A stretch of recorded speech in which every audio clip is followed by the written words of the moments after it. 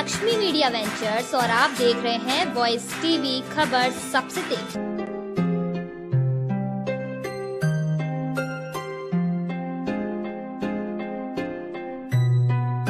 नमस्कार, मैं हूं आपके साथ इंशा। वॉइस टीवी पर आपका स्वागत है।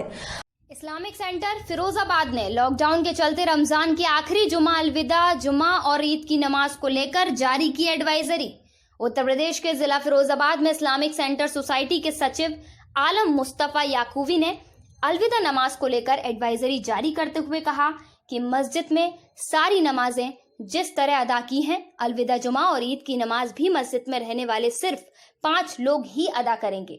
अगर घर में 4 लोग हैं और कोई नमाज पढ़ा सकता है तो घर के बाहरी हिस्से में जुमे की नमाज और ईद की नमाज जमात से भी पढ़ सकते हैं। जुमे की नमाज में फतवा देना जरूरी है, मगर ईद की नमाज में यह सुन्नत है, अगर नहीं देंगे तो भी नमाज हो जाएगी।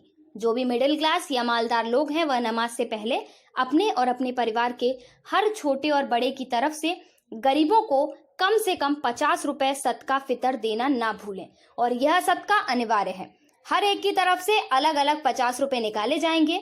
नमाज घर पर पढ़ाने वाले लोग मोबाइल में देखकर भी खुतबा पढ़ सकते हैं और यह खुतबा हमारे फेसबुक इस्लामिक सेंटर फिरोजाबाद से डाउनलोड भी किया जा सकता है। ईद के दिन भी लोग लॉकडाउन की पाबंदी करें और अपने घरों में रहें, किसी से मिलने ना जाएं और ना ही गलियों में, चौराहों पर, सड़कों पर भीड़ न लगाएं। किसी तरह ईद की मुबारकबाद देते हुए भी न मिलें। ईद की मुबारकबाद फोन और सोशल मीडिया के जरिए दें। पूरी दुनिया से कोविड-19 के खात्मे के लिए दुआ करें। ईद के दिन सुबह 9:30 बजे इस्लामिक सेंटर के फेसबुक पेज और YouTube channel Islamic centre Firozabad पर एक ईद की मुबारकबाद का पैगाम जरूरी दें। फिरोजाबाद से वॉइस टीवी के लिए इरफान अब्बासी की रिपोर्ट। ईद और अलविदा की नमाज मनाने का जो नियम बनाया है उसमें आपकी ओर से क्या गाइडलाइन जारी हुई है? देखिए, इस्लामिक सेंटर ने जब जुमे की पहला लॉकडाउन लागू हुआ था उस वक्त भी एक एडवाइजरी जारी की थी और अब क्योंकि हमारे रमज़ान का आखिरी जुमा है जिसको लोग अलविदा कहते हैं, इस अवसर पर हमने जुमे को देखकर और ईद को देखकर एक गाइडलाइन और एडवाइजरी जारी की है, जिसमें जो नमाजें जैसे हो रही थी मस्जिदों में 4-5 लोगों के साथ वैसे ही जुमा पढ़ा जाएगा। लेकिन अगर कोई घर पर नमाज पढ़ाने वाला मौजूद है तो वो घर पर नमाज पढ़ा सकता है। उसके लिए ज़रूरी है क्योंकि उसमें खुतबा भी होता है, तो वो खुतबा पढ़ना ज़रूरी है जुमे की नमाज के लिए। और वह खुली जगह में वो नमाज ऐसी जगह हो जो घर के बाहरी हिस्सा हो, उसमें वो नमाज पढ़ी जाए।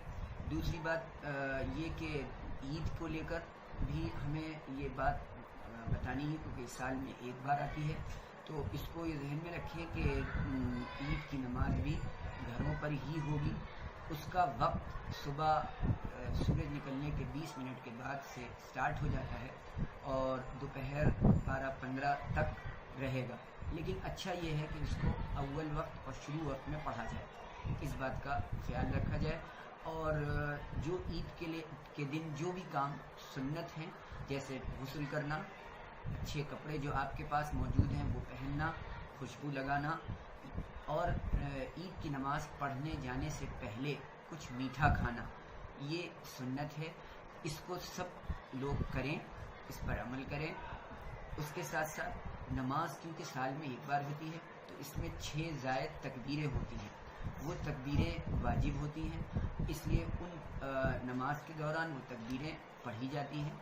वो उस सिलसिले की कोई भी मसाइल हमने इस्लामिक सेंटर की हेल्पलाइन हमारी चल रही है, उसके हमने कॉन्टैक्ट नंबर भी दे दिए हैं। उन नंबरों पर वो राब्ता करके उसका पूरा तरीक़ा और पूरे मसाइल पूछ सकते हैं। उसके साथ साथ हमने ये भी कहा है कि ईद के दिन क्योंकि सोशल डिस्टेंसिंग का इस वक्त बहुत सख्त ज़रूरत है इस कोरोना और कोविड-19 की महामारी में, तो इस सिलसिले में मुसाफा और गले मिलना इस बार नहीं हो पाएगा क्योंकि इसकी एहतियात डॉक्टर्स के ज़रिए बताई गई है।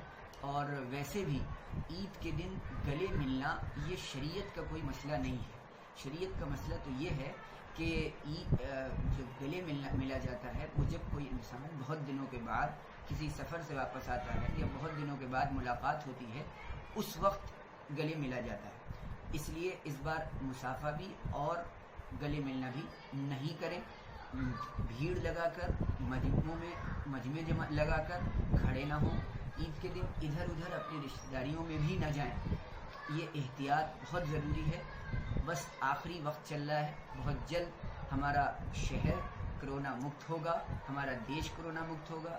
جس طرح کے چیزیں, جس طرح کے ایفرٹس ہمارے پرشاسن کر رہے ہیں, جس طرح کے ہمارے ڈاکٹرز, پیرامیڈیکل اسٹاف اور نگر نگم کے لوگ کر رہے ہیں, اس سے ہمیں امید ہے کہ انشاءاللہ بہت جلد ہمارا شہر اس بیماری سے اور اس وبا سے مکت ہو جائے گا. اور ایک بات اور کہ اگر آپ کو مبارکباد دینا ہے تو سوشل میڈیا کا ذریعے یا فون کے ذریعے مبارکباد دیں, گھر جا کر مبارکباد نہ دیں. اور ایک بات اور اس کو ذہن میں رکھیں کہ نماز پڑھنے جانے سے پہلے جو لوگ امیر ہیں اور مڈل کلاس ہیں ان کو اس کی فکر رکھنی چاہیے کہ وہ جانے سے پہلے غریبوں کے لیے صدقہ فطر کے نام سے 50 روپے ایک آدمی کے لحاظ سے ضرور نکال دیں. جو بھی گھر میں جتنے بھی ممبرس ہیں ان کی طرف سے یہ صدقہ واجب ہے. یہ اس لیے دیا جاتا ہے کہ جو غریب لوگ ہیں, جو پڑوسی ہیں, غریب ہیں, ایسے لوگ ہیں جو خوشیاں نہیں منا پاتے ہیں, آپ کے ان پیسوں کے ذریعے ہو سکتا ہے ان کے گھر میں بھی کچھ میٹھی سوئیاں پک جائیں اور ان کے گھر میں بھی خوشیاں آ جائیں. اس لیے اس کا ضرور اہتمام کریں.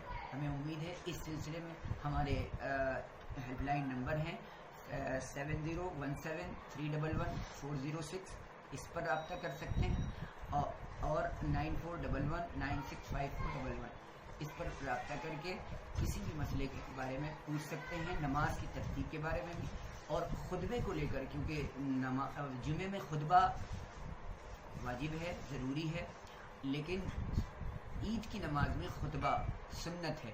اگر نہیں پڑھا جائے گا تب بھی نماز ہو جائے گی, اور اگر آپ 4-5 لوگ سے کم ہیں تو وہاں پر پھر نماز نہ پڑھیں یا پڑھانے والا موجود نہیں ہے تو وہ اس وقت 4 رکعت اشراق کی نیت سے نفل نماز پڑھ لیں. انشاءاللہ امید ہے کہ اس کا ثواب وہی ملے گا. اس کا بھی اہتمام کریں. اور بھی اس سلسلے میں اگر کوئی بھی چیز پوچھنی ہے تو ہماری ہیلپ لائن نمبر پر پوچھ سکتے ہیں.